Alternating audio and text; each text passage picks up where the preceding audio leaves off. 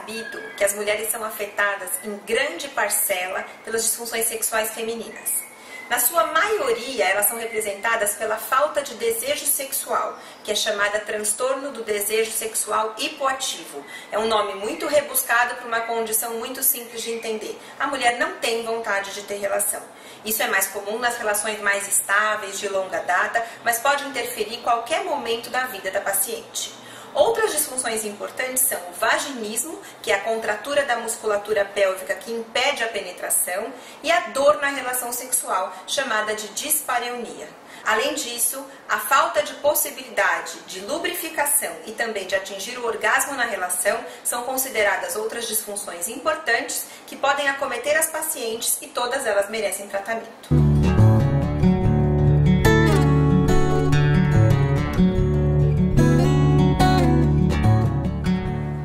A paciente é acometida por uma disfunção sexual, que é importante frisar que é uma condição que atrapalha a vida sexual conjugal ou pessoal, porque tem pacientes que não têm parceiro e mesmo assim sentem uma disfunção ou uma dificuldade na realização plena de sua sexualidade, vamos ter um impacto negativo.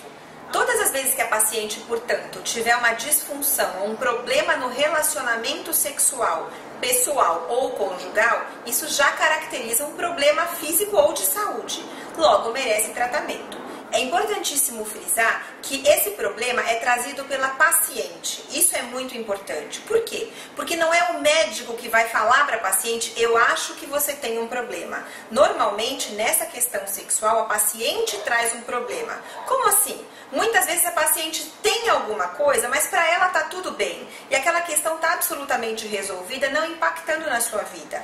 Se a paciente ou o casal estiverem felizes, não tem por que abordar uma questão sexual. Ou seja, a gente sempre aborda e trata as questões trazidas pela paciente ou pelo casal que julgam que sua vida sexual não está satisfatória.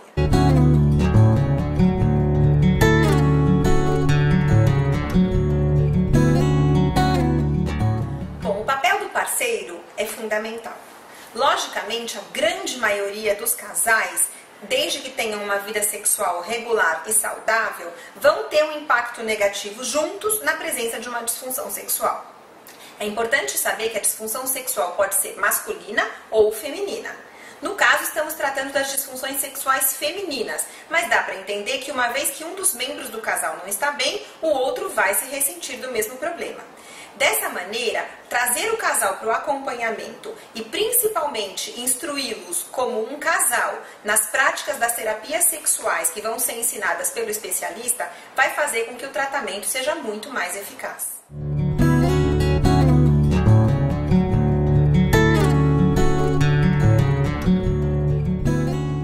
Bom, baseado em estudos recentes, um grande tabu ou mito parece que caiu por terra. Estudos mostram que aquele grande mito, o tal do ponto G, que teoricamente era colocado como um ponto anatômico, localizado na parede anterior da vagina, e que podia ser estimulado, sentido e tudo mais, e que muitas mulheres passavam a vida toda esperando o encontro do famigerado ponto G, isso não tem mais sentido. Mostrou-se que toda a parede vaginal anterior é sensível. Dessa maneira, a inervação naquela localização estimula o clitóris, que realmente é um grande órgão, onde a gente só vê uma pontinha. Então, aquela pontinha que fica na vulva é uma ponta muito pequena, representativa de um órgão extremamente influente e com uma quantidade enorme de fibras musculares e nervosas. Dessa maneira, não tem como ou não tem porquê ficar buscando o ponto G a vida inteira, tá? O prazer sexual da penetração vaginal vai vir do estímulo da parede vaginal anterior completa, não precisa ser num ponto específico. Então, os direitos sexuais do indivíduo estão justamente atrelados ao conceito de que saúde sexual é um dos 4 pilares da saúde do ser humano anteriormente propostos pela Organização Mundial de Saúde.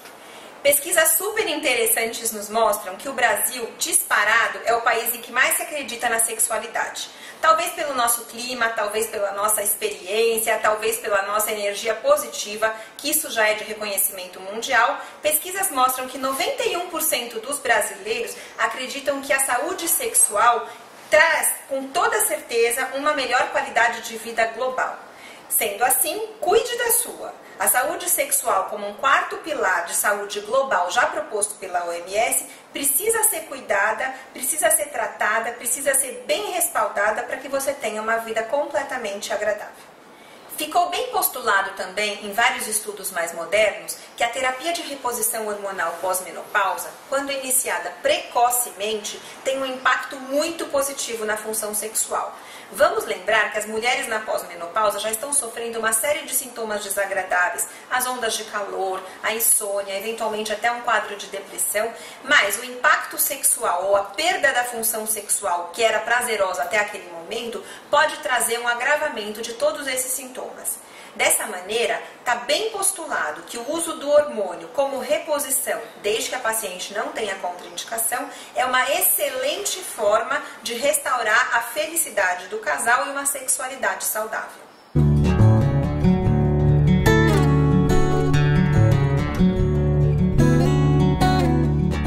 Então, na síndrome do transtorno sexual hipoativo, que é o nome correto para se usar quando a paciente não tem desejo ou não tem vontade de ter relação, uma série de órgãos podem estar envolvidos. Desde o cérebro, como por exemplo depressão e ansiedade, podem estar envolvidos no processo e precisam ser tratados adequadamente. Problemas de tireoide, problemas como diabetes, hipertensão arterial, hipercolesterolemia, uma série de questões que desbalançam ou desorganizam o organismo internamente, também estão impactando negativamente na função sexual. Sabemos que para os homens, por exemplo, quando existe um início de um problema de disfunção erétil, ou seja, a dificuldade de manter a ereção na relação sexual, é um dos grandes primeiros marcadores de doença cardiovascular. Caso seu marido apresente aquela dificuldade em manter a ereção, ele precisa procurar um cardiologista. Para a mulher, até o momento, isso nunca tinha sido estabelecido, mas hoje em dia a gente sabe que qualquer fator que tenha um impacto negativo na homeostase, que é o nome que a gente dá para o bem-estar, para o equilíbrio interno do organismo, pode ter logo de início um impacto negativo na função sexual.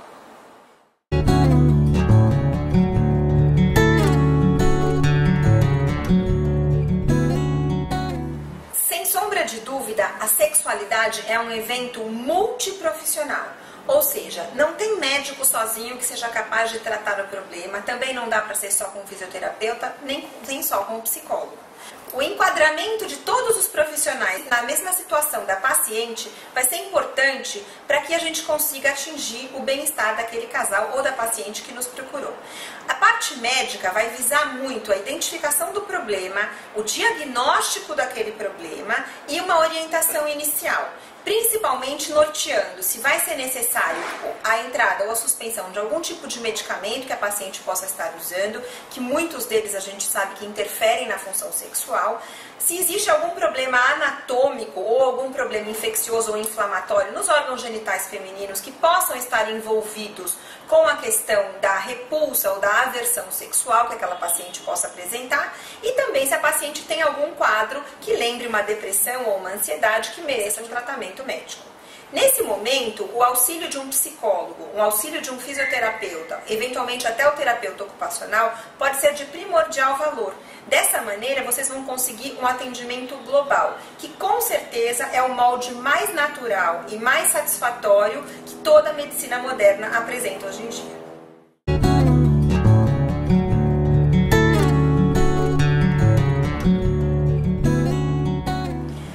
Bom, na minha opinião, a coisa mais importante é identificar os fatores que possam ter levado a paciente a desenvolver a disfunção sexual. Nem sempre isso é muito fácil. Existem fatores que a paciente traz consigo desde longa data. Por exemplo, pacientes que sofreram história de abuso sexual na infância têm uma incidência muito maior de problemas sexuais na vida adulta. Fora essa situação, problemas médicos, como por exemplo o uso de algumas medicações, muitos antidepressivos, medicações para emagrecer, ansiolíticos, ou mesmo outros remédios que não teriam nada a ver com isso, como alguns tipos de antihipertensivos, podem ser implicados numa piora da função sexual. Dessa maneira, uma maneira prática de evitar é não introduzir a tal droga. Ou, se a paciente estiver usando e tiver uma queixa sexual, a mesma precisa ser trocada por uma outra classe. Além disso, temos outros fatores importantíssimos.